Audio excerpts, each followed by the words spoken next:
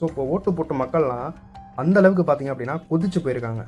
தாவேகா கட்சிக்காரனே நிறைய பெண்களை வந்து வன்புணர்வு பண்ணி அரெஸ்ட் ஆயிருக்காங்க. நிறையா இடத்துல போய் லஞ்சம் கேட்க போய் அரெஸ்ட் ஆயிருக்கானுங்க. நிறைய இடங்கள்ல பணம் கையாடல் செய்து அரெஸ்ட் ஆயிருக்காங்க அப்படின்ற நிறைய விஷயங்களை வந்து எதிர்கட்சிகள் வந்து வாதங்களாக வச்சாங்க. சும்மா விஜய் வந்து அந்த நடிப்பை விட்டு வெளியே வரல அப்படின்ற மாதிரி தான் இருந்தது.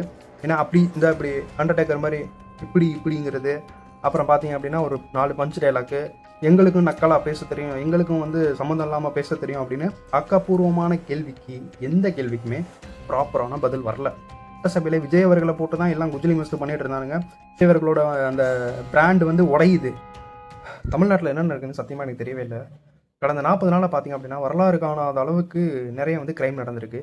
130க்கும் மேற்பட்ட பாலியல் வன்கொடுமைகள் சம்பவம் நடந்திருக்கு. 30க்கும் மேற்பட்ட குழந்தைகள் வந்து வன்புணர்வு செய்யப்பட்டு கொலை செய்யப்பட்டிருக்காங்க. 3 வயசு குழந்தைங்க, 7 வயசு குழந்தைங்க, 10 வயசு குழந்தைங்கன்னு இவ்வளோ பெரிய கிரைம் வந்து கடந்த 40 நாளாக நடந்துட்டு இருக்கு.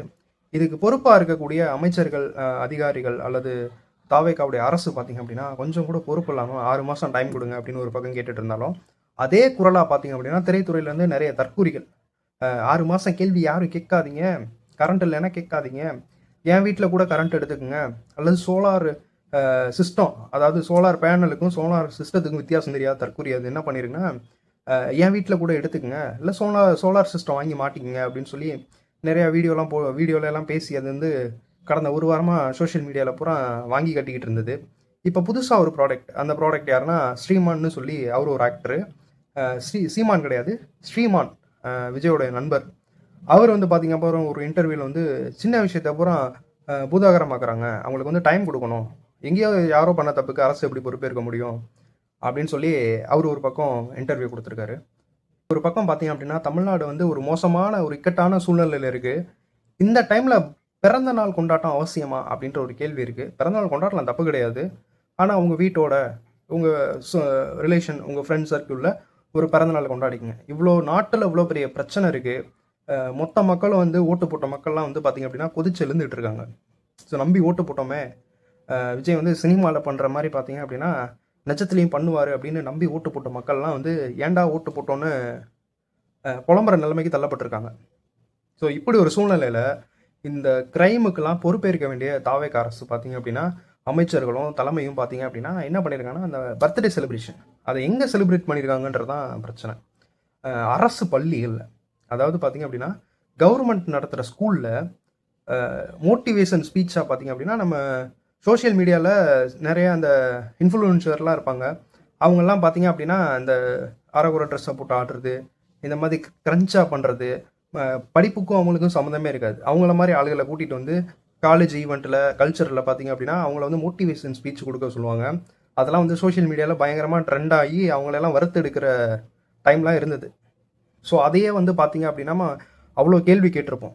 யாரா அவன், இவனுக்கு என்னடா சம்மந்தம், இவனுக்கும் ஸ்கூலுக்கும் காலேஜுக்கும் என்னடா சம்மந்தம், இவன் ஒரு இன்ஸ்டாவில் ஒரு வீடியோ போடுறவன், ரீல்ஸ் பண்ணுறவன், இவனை கூட்டிகிட்டு வந்து எப்படி ஒரு காலேஜில் மோட்டிவேஷன் ஸ்பீச் கொடுக்குறாங்க, ஸ்கூலில் மோட்டிவேஷன் சீஃப் கெஸ்ட்டாக கூப்பிட்டு இவனை வந்து அங்கீகாரம் கொடுக்குறாங்க, அவார்டு கொடுக்குறாங்க அப்படின்னு நமக்கே கடுப்பாகும்.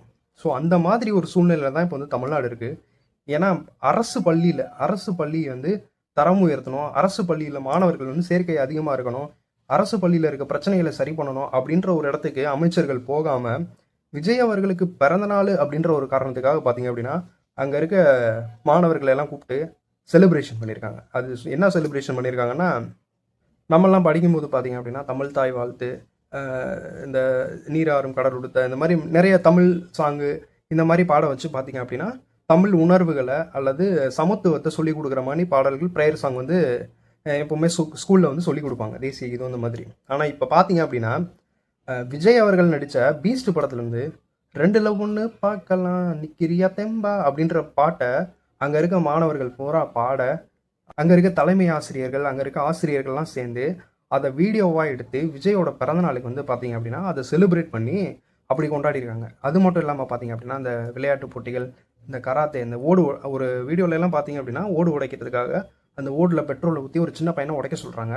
அந்த ஓடை உடைக்கிறப்ப பார்த்தீங்க அப்படின்னா அவன் கையில் அந்த பெட்ரோல் பட்டு கை தீ பிடிச்சி எரிய ஆரம்பிச்சிடும். பக்கத்தில் இருக்க பெட்ரோல் அந்த கேனில் வந்து தட்டி விட்டு அந்த கேனு ஃபுல்லாக பார்த்தீங்க அப்படின்னா பெட்ரோல் சிந்தி அந்த ஸ்டேஜே பார்த்தீங்க அப்படின்னா தீ பிடிச்சி எரிய ஆரம்பிச்சிருச்சு.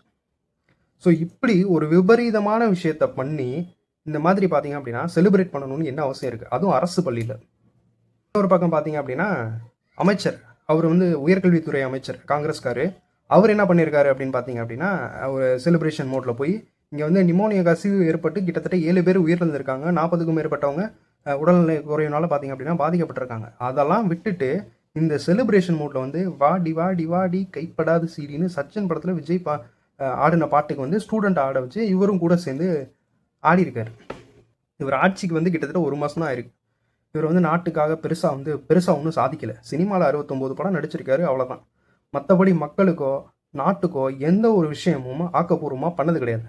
அந்த ஆட்சி அதிகாரத்துக்கு வந்ததுக்கான காரணமே சினிமாவுடைய மோகம், அந்த சினிமாவுடைய கவர்ச்சி. அதை வச்சு மட்டும்தான் இந்த மனுஷன் ஆட்சிக்கே வந்திருக்காரு. மக்கள் போராட்டத்திலையோ வேறு எந்த ஒரு பிரச்சனையிலுமே கலந்துக்கிட்டு மக்களுக்காக நின்று இவர் வந்து ஜெயிலுக்கு போய் நெல்சன் மண்டேலா மாதிரி 15 வருஷம் 20 வருஷம் 30 வருஷம் ஜெயிலில் இருந்து வெளியே வந்து மக்களுக்காக போராடி இந்த இடத்துக்கு வரல.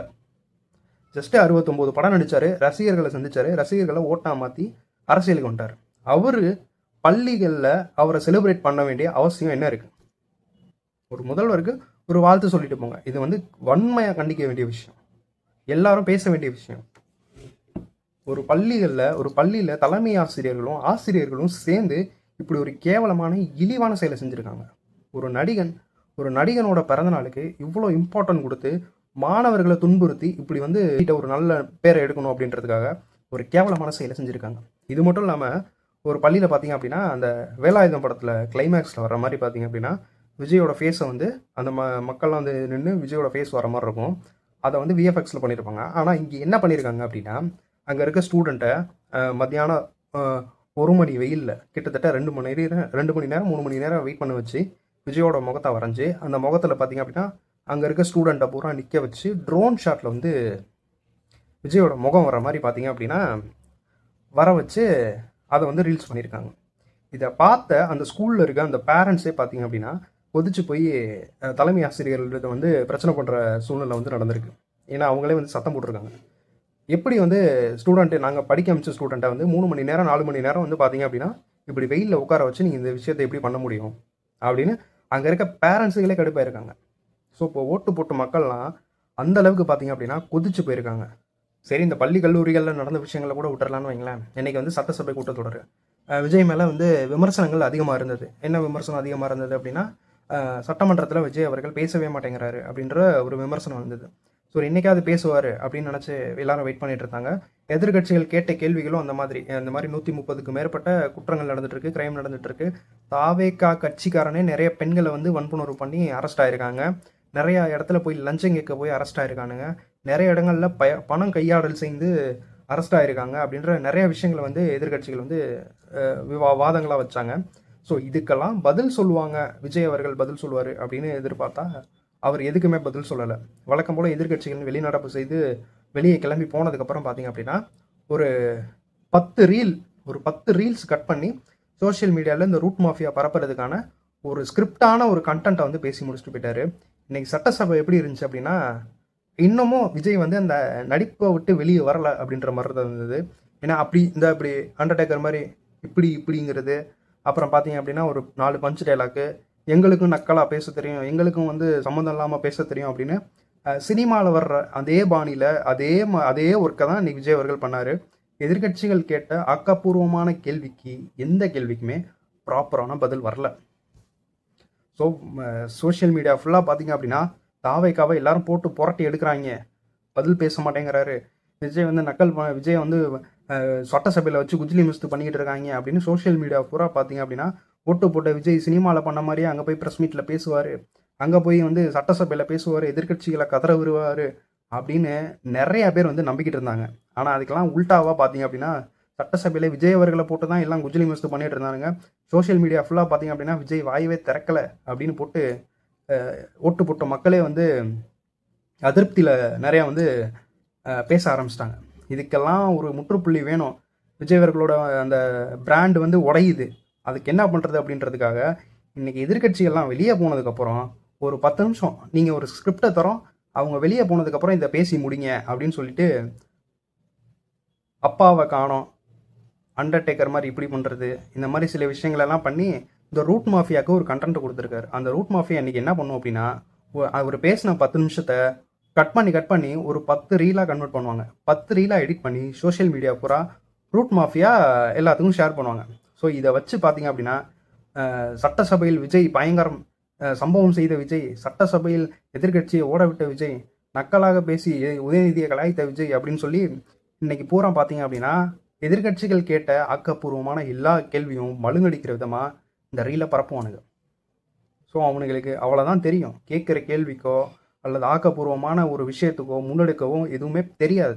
அந்த தலைமைத்துவமோ அந்த நிர்வாக திறமையும் இல்லாதனால தான் பார்த்தீங்க அப்படின்னா ரீல்ஸை நம்பி பொழப்பு ஓட்டிக்கிட்டு இருக்குது இந்த தாவேகா கட்சி. அடுத்தடுத்த நாட்களில் என்னென்ன கோமாளித்தனம் பண்ண போகிறாங்கன்னு தெரியல. வெயிட் பண்ணி பார்ப்போம்.